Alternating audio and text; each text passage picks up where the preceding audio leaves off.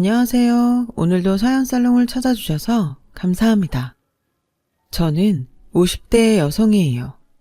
어릴 적에 아버지가 돌아가셔서 제가 대학에 갈 때까지 엄마와 둘이 살았어요.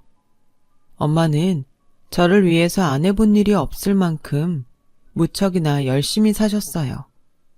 그러다가 제가 대학에 들어가고 집에 여유가 생기기 시작했고 엄마도 좋은 분을 만나셔서 늦은 나이지만 재혼을 하셨어요. 새아버지도 오래전 혼자 되신 분이었는데 자식들은 해외에 산다더군요. 저는 엄마가 행복을 찾으신 것 같아서 다행이라고 생각했어요. 저만 생각하고 고생하셨던 엄마가 더는 저 때문에 마음 쓰는 일이 없게 하고 싶었어요. 제가 간호학과라 다른 과처럼 놀러 다닐 새가 없이 학교 공부에만 열중해야 했어요. 그리고 국가고시에 합격한 후 어느 중형병원에서 일하게 되었죠. 저는 병원 근처에 작은 방을 얻어서 자취를 하면서 한 달에 한 번이나 두 번 주말에 엄마를 찾아가곤 했어요. 그때마다 새아버지도 저를 반갑게 맞아주셨고 저도 잘 하려고 노력했습니다. 무엇보다 엄마가 편안해 보이고 여유가 생긴 것 같아서 좋았죠. 엄마는 제가 빨리 결혼하기를 바라셔서 여기저기 선자리를 가져오셨어요. 이 사람은 아주 성실하고 직업도 괜찮대.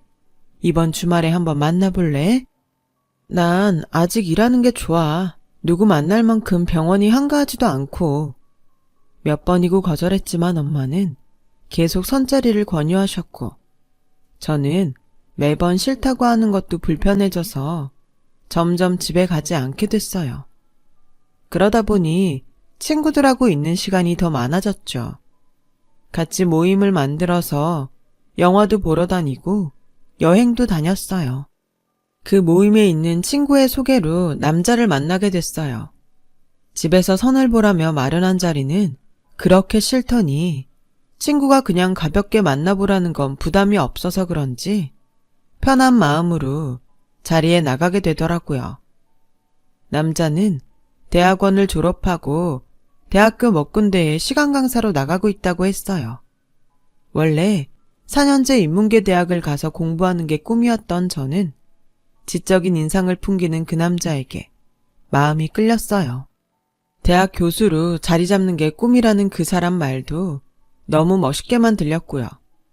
몇 번 만나고 난 후 남자가 사귀자고 하더군요. 서연 씨, 혹시 마음에 든 사람 있어요? 없으면 마음 먹고 계속 만나고 싶어요. 저는 두말 않고 좋다고 했어요. 마음에 두고 있는 사람이 만나자고 하는데 싫다고 할 이유가 없었으니까요. 저와 그 사람은 1년 넘게 만나면서 서로를 알아갔어요. 그 사이에 싸우는 일도 거의 없었고 성격도 잘 맞고 취향도 비슷했어요. 자연스럽게 그 사람이 저희 집에 인사를 받고 저도 남자 집에 인사를 가게 됐죠. 남자 어머니가 편한 느낌은 아니었지만 아직 낯설고 남친 어머니니 그러려니 했어요. 그러다가 남자가 먼저 결혼 얘기를 꺼내더라고요. 저도 언젠가는 결혼할 거라고 생각하고 있어서 당연하게 받아들였죠. 저희가 결혼 준비를 시작하고 얼마 안 돼서 남자 어머니가 저를 부르셨어요. 우리 성훈이 대학 교수로 자리 잡겠다고 하지만 나는 우리 아들이 다른 가능성도 열어두고 있었으면 좋겠어. 그래서 말인데 간호사면 연봉이 그렇게 높은 편은 아니지? 우리 애 얼마나 뒷받침해 줄 수 있는지 궁금해서 그래. 이런 말이 불편하겠지만 다른 일도 아니고 결혼이야. 집안에 새 식구가 들어오는 거고 내 아들 장래에 얼마나 도움이 될지 알고 싶은 건 당연하잖아? 저도 성훈 씨가 원하는 일이라면 뭐든 잘할 수 있게 해주고 싶어요. 하지만 교수가 되는 것도 포기하지 않았으면 좋겠어요. 지금까지 그걸 목표로 삼고 왔으니까요. 어쨌든 너도 우리 애 하는 일이 뭐가 됐든 지원해줄 생각이 있다는 거지? 그런 마음이면 됐다. 성훈이가 간호사인 애를 뭐가 좋다고 그렇게 만나나 궁금했는데 좀 마음이 놓이네.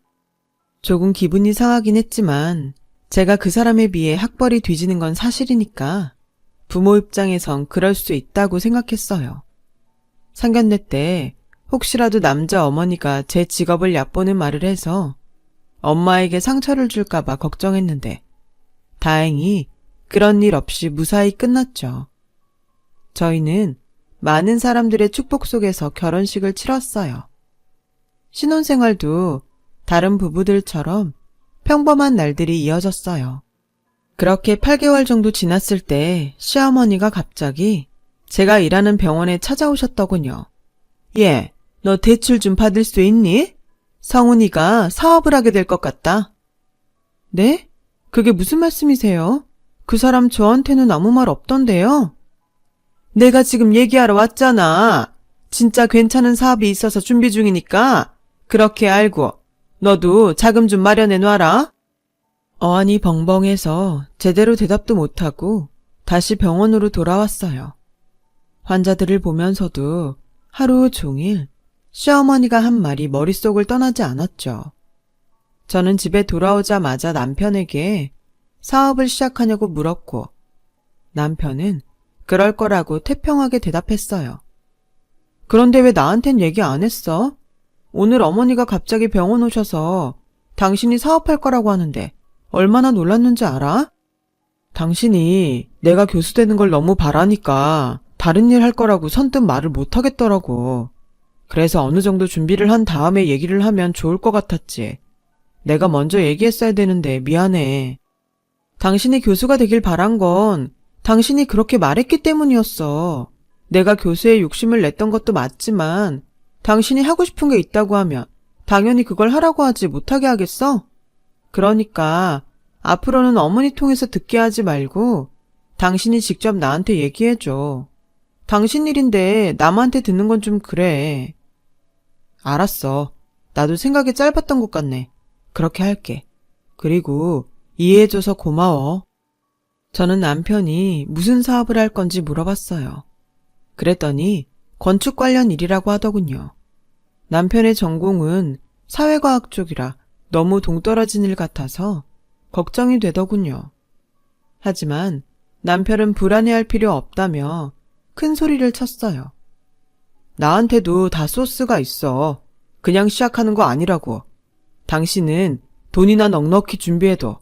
처음엔 자금이 좀 들어가니까. 그렇다고 저한테 있는 불안이 완전히 사라진 건 아니었지만 너무 부정적으로 보면 기죽는 게 아닌가 싶어서 입을 다물었죠. 저는 다음 날로 은행에 가서 대출을 신청했고 돈을 받자마자 남편 통장에 바로 넣어줬어요. 남편도 좋아했고 시어머니도 저한테 전화해서 잘했다며 평소 하지 않던 칭찬을 막 하시더라고요.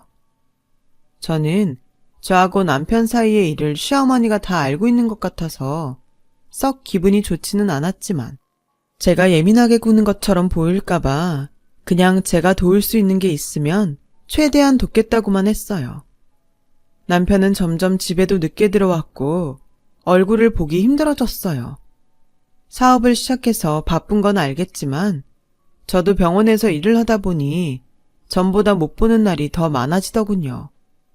그러면서 남편은 제게 또다시 사업 자금을 요구했고 마지막이라는 심정으로 저는 한 번 더 대출을 받았어요. 남편은 옷차림도 화려해지고 말투도 바뀌고 점점 변해갔어요. 저는 남편이 못 갚는 대출 이자를 갚으려 이직을 해서 일을 하느라 정신이 없었어요. 가끔 남편에게 언제부터 대출금을 줄 수 있는지 물어봐도 아직은 초기 단계라서 들어가는 돈이 많다는 답만 하더라고요. 저는 계속 야간 근무도 서고 남들이 못한다는 일도 맡아서 하느라 건강이 점점 나빠졌죠.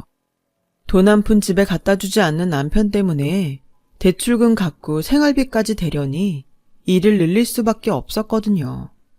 그때까지만 해도 앞으로 나아질 거라는 희망을 갖고 있었죠. 그런데 시어머니가 또 병원 일하는 시간에 와서 돈을 더 달라고 요구하시는 거였어요.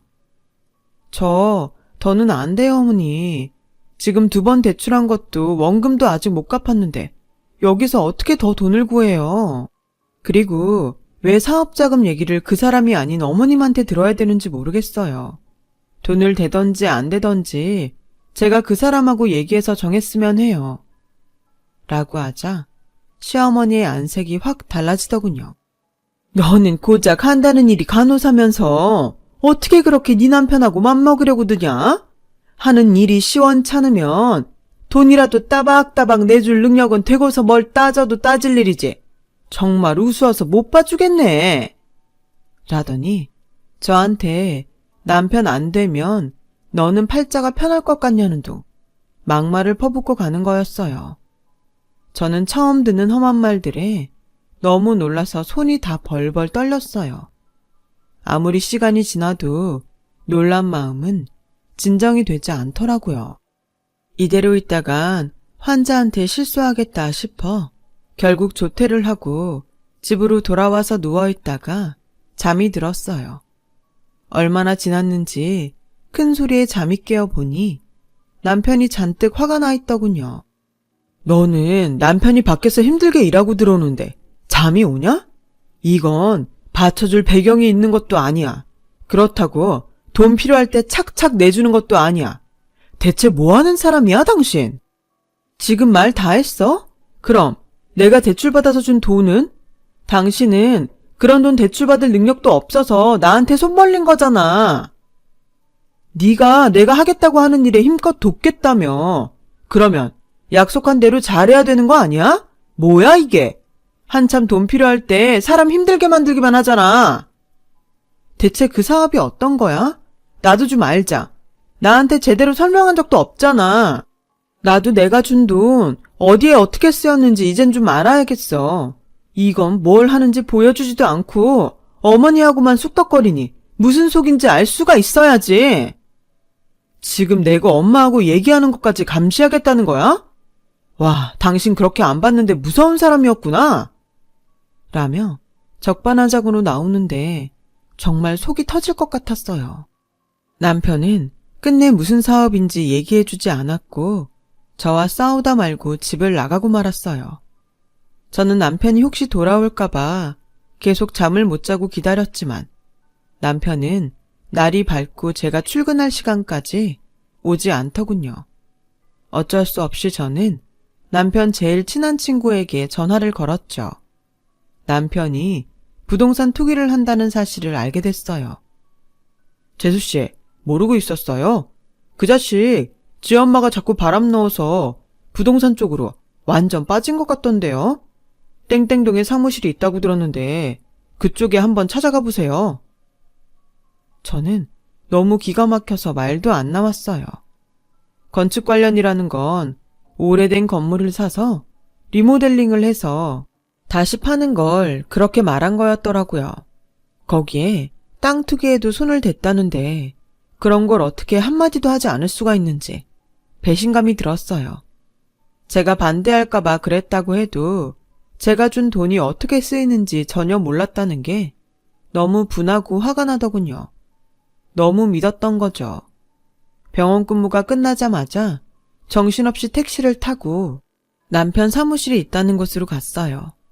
막상 사무실 앞에 도착하니 들어갈 용기가 나지 않아 망설이고 있는데 얼마 지나지 않아서 남편이 밖으로 나오는데 혼자가 아니었어요. 보기에도 세련되고 돈 많아 보이는 여자가 남편 옆에 있었어요. 두 사람은 고급 외제 승용차를 타고서 어디론가 가더군요. 저는 다시 택시를 타고 두 사람을 쫓아갔어요. 도착한 곳은 고급 레스토랑이었는데 시부모님과 시댁 식구가 있더군요. 보니까 잘 모르는 시댁 친척분 생일 잔치더라고요. 저는 바로 그 자리에 쳐들어가서 남편을 찾았죠. 그랬더니 오히려 절 이상한 사람 취급하는 거였어요. 당신이 여기가 어디라고 와? 여기가 얼마나 격식 있는 자리인데. 그러면 당연히 내가 와야지. 이 여자는 누구야? 내 사업 파트너야. 여기서 소란 피우지 말고 잠깐 나가. 라고 했고 시어머니까지 와서 절더러 나가자고 하더군요. 이런 자리는 아무래도 성훈이한테 더 걸맞는 사람이 좋겠다 싶어서 오늘 하루 세영 씨한테 부탁했어. 근데 네가 이러면 어떡하니? 라는 시어머니 말에 정말 더는 할 말을 잃었어요. 친척 생일잔치가 그렇게 격식 있는 자리인가요? 그날로 짐을 싸서 친구 집으로 갔어요. 며칠이 지나도 남편은 절 찾지 않고 다 끝났다는 걸 직감했어요. 저도 3년간 아이가 생기지 않을 정도로 지칠 대로 지쳐 있었어요. 결국 친정으로 들어갔고 얼마 후 이혼 서류가 도착했죠. 그런데 이 사람들이 이혼 서류에 도장 찍고 나니 연락을 끊어버린 거예요. 남편이 사업자금으로 받아간 대출금은 고스란히 다 제가 갚아야만 했어요. 남편도 시댁도 다 이사를 가버렸고 저는 혼자서 발만 동동 구르는데 새아버지가 어떻게 아셨는지 제게 통장을 건네셨어요. 이거 어차피 너에게 주려던 건데 좀 일찍 받는다고 생각해라. 이렇게 많은 돈을 왜 저한테 주세요? 괜찮아요. 저 일도 할 수 있고 좀 힘들어서 그렇지 제가 다 갚을 수 있어요. 나는 너를 내 친자식처럼 생각하고 있어. 자식이 힘든데 그 정도도 못 해주냐? 결혼하고 지금까지 돈 갚는다고 고생만 했는데 받아둬라. 새아버지의 진심 어린 말씀에 눈물이 터지고 말았어요. 몇 번이고 고맙다고 했고 그 돈으로 대출금을 갚았어요. 그러고 나니 일을 무리해서 하지 않아도 되니 확실히 몸이 좀 나아지더라고요. 병원도 다시 중앙병원으로 옮겨서 일도 많이 줄었고요. 한 2년 정도를 그렇게 지냈는데 새아버지가 사업체 한 군데를 인수했다며 저에게 같이 해보면 어떠냐고 하시더군요. 새아버지와 같이 살면서 아버지가 좀 풍족하신가 보다 했는데 투자도 하고 작은 기업체도 몇 개 갖고 계시더라고요. 제가 생각했던 것보다 부자의 능력 있는 분이셨어요. 새로운 회사는 병원에서 쓰는 용품들을 만드는 회사였는데요. 제 간호사 경험을 살려서 더 좋은 제품을 만들고 싶다는 거였어요. 처음에는 많이 망설였지만 제가 경영을 하는 것도 아니고 제 노하우를 살릴 수 있는 일인 것 같아서 하기로 했어요. 또 일을 잘해서 새아버지한테 은혜를 갚고 싶기도 했고요. 처음에는 실수도 있고 힘든 일도 많았지만 현장에서 어떤 용품을 쓸 때 어떤 점이 좋고 불편한지 자세히 검토를 하니 점차 나아졌어요. 익숙해지니 제품의 어떤 부분이 잘못됐는지도 금방 알 수 있었죠. 자신감이 생기니 전보다 더 많은 의견을 낼 수 있게 되더군요. 저는 점점 제품을 만드는 데에 더 많은 관여를 하게 되었어요. 제가 함께한 제품에 대한 만족도가 높자 회사에서도 저와 일하는 걸 더 좋아하더라고요. 무엇보다 새아버지한테 도움이 되는 게 뿌듯했어요. 빚을 갚는다는 기분이 들었거든요. 저도 제가 회사 업무에 능력이 있는 줄 몰랐는데 하면 할수록 그 능력이 개발되는 것 같더라고요. 새아버지는 처음부터 제가 임원을 맡기를 바라셨지만 제가 부족한 걸 알았기에 평사원부터 시작해서 차곡차곡 올라갔죠. 처음에는 저에게 편견을 갖고 대하는 사원들도 있었지만 열심히 뛰고 배우며 일을 하나씩 처리해 나가는 걸 보고는 점점 저를 인정해 주더라고요. 그렇게 저는 대리에서 팀장이 되고 차장이 됐고 몇 년이 더 지난 후에는 사장님 바로 밑에 상무까지 올라갔어요. 그때는 제 능력을 의심하는 사원이 한 명도 없을 만큼 열심히 했습니다. 모든 일을 완벽하게 처리하려고 최선을 다했어요. 그 사이 저희 회사는 의료용품 분야에서 탄탄한 입지를 다졌어요. 새아버지는 제가 많은 기여를 했다며 칭찬하시고 앞으로도 잘 부탁한다고 하셨어요. 그즈음 회사가 새로운 사옥 부지로 구입한 건물이 있었거든요. 좀 복잡한 일이 생겼지 뭐예요. 알고 보니 이 건물이 다른 사람들과도 계약이 되어 있더라고요. 당연히 계약을 해야 하는데 문제는 건물주가 연락이 안 되는 거였어요. 중개사가 건물주와 모자지간이라는 게 밝혀진 거예요. 완전히 당했다는 생각에 경찰에 신고를 하고 소송에 대비해서 변호사를 선임했어요. 저희 쪽에서 만반의 준비를 마치고 기다리고 있자 얼마 안 돼서 경찰에서 연락이 왔어요. 경찰서에 간 저는 상대방을 보고 정말 깜짝 놀랐어요. 문제의 건물주와 중개사는 전 남편과 시어머니였어요. 두 사람은 저를 보더니 얼굴에 화색이 돌더라고요. 당신이 그 회사 사람이었어? 그런 줄 알았으면 진작 연락을 할걸. 그럼 일이 이렇게까지 커지지 않았을 텐데. 그러게나 말이다.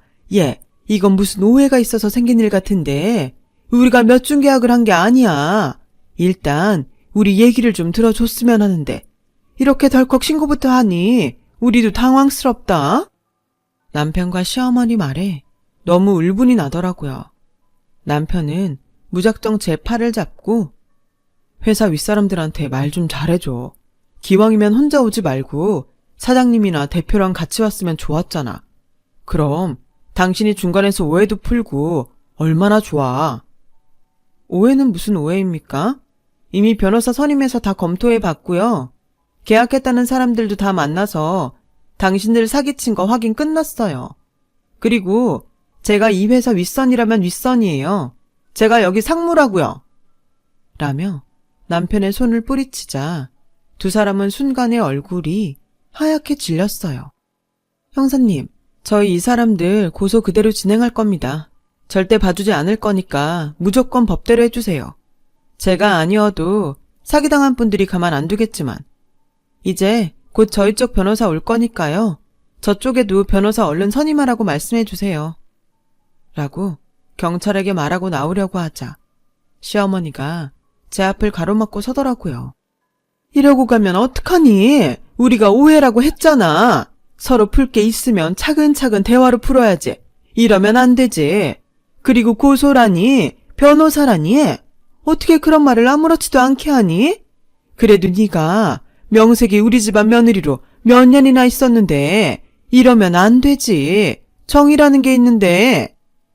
제가 언제 그 집 며느리였어요. 등에 빨대 꼽혀서 피까지 쪽쪽 빨아먹힌 호구였죠.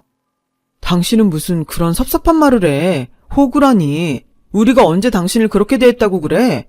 누가 들으면 진짜 나를 쓰레기라고 생각하겠다. 쓰레기 맞잖아. 처음에는 교수 되겠다더니 갑자기 사업한다며 지 마누라한테 대출받게 만들고 계속 돈 끌어 쓰다가 더 이상 나을 거 없으니까 그냥 버렸지. 그 정도면 내가 호구 맞지 않나? 이혼하고 나서 대출금 안 주려고 번호 다 바꾸고 이사하고 잠수 탔었고 나는 이렇게 다시 보게 된 거 그때 일들 다 돌려받으라는 하늘의 계시로 알고 몽땅 다 고소할 테니까 그런 줄 알아. 라고 하자 경찰도 기가 막히다는 표정을 짓더라고요.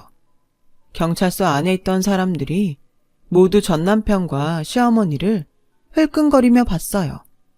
그제서야 시어머니는 창피했는지 팔로 얼굴을 가렸고 남편은 뭐가 잘못됐는지도 모르고 방방 뛰더라고요. 뭘 몽땅 소송한다는 거야? 당신도 잘한 거 하나 없어. 그때 당신이 어땠는지 생각해봐. 초라하고 볼품없고 그런 사람이 잘 사는 친척 모임에 가면 내 이미지가 어떻게 될 것 같아? 그때 그 사람은 나한테 투자도 했었는데 어떻게든 잘 보여야지.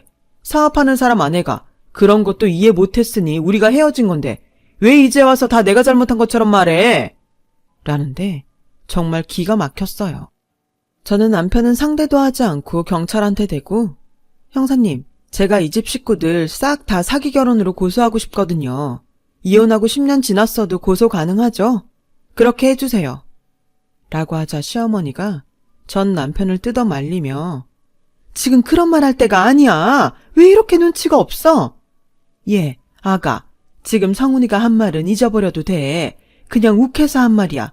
신경 쓰지 않아도 돼. 엄마 미쳤어? 이런 말을 듣고도 나보고 참으라고? 나보고 사기쳤다잖아. 내가 지한테 되게 잘못한 것처럼 말하잖아. 시어머니는 계속 전 남편한테 조용히 하라며 저한테 싹싹 빌더라고요. 예, 정말 미안했다. 그땐 우리가 생각이 짧았어. 그러니 이번 한 번만 봐주면 안 되겠니? 이렇게 부탁한다, 아가야. 할머니, 저 댁의 아가도 아니고 이건 봐줄 일도 아니에요. 이건 엄연히 범죄예요. 이 일 인정 안 하고 계속 버티면 예전에 저한테 했던 일들 하나하나 다 소송 걸 테니까 그렇게 아세요. 그렇게 저는 경찰서를 나왔고 뒤늦게 남편은 자기 실수를 깨달았는지 저한테 계속 연락을 하더라고요. 저는 받아주지 않았고 건물 사기부터 해결했어요. 사기 결혼권은 입증이 힘들고 오래전 일이라서 어렵다는 건 알고 있었어요. 그냥 소송을 걸어본 것만으로도 뭔가 후련해지더군요. 결국 시어머니와 전 남편은 저와 저희 식구에게 머리를 조아리며 사과했어요. 법대로 처벌도 받았고요. 두 사람은 나란히 징역 1년을 구형받았고 집행유예도 되지 않았어요. 워낙 많은 사람이 당했고 죄질이 나빴기 때문이라더군요. 나중에 들리는 얘기로는 집안 재산도 다 말아먹고 교도소에서 나와서는 아무한테도 알리지 않고 어디로 갔다더군요. 저는 그 후로 뒤늦게 좋은 사람을 만나서 결혼식을 올리고 행복하게 살고 있어요. 친구처럼 인생의 동반자로 평생을 함께하기로 했죠. 새아버지와 엄마도 건강히 잘 지내고 계시고요. 이렇게 돌아보니 삶에는 인과응보라는 게 있더라고요. 저도 잊지 않고 좋은 일 많이 하면서 좋은 사람들과 행복하게 살고 싶습니다. 제 얘기는 여기까지입니다. 들어주신 분들 모두 감사드리고 행복하고 좋은 일만 있기를 매일 기원할게요. 오늘도 좋은 시간 보내세요. 여러분, 사연 댓글에 응원과 현명한 조언 부탁드려요. 좋아요와 구독은 저에게 큰 힘이 됩니다. 오늘도 좋은 일 가득하세요.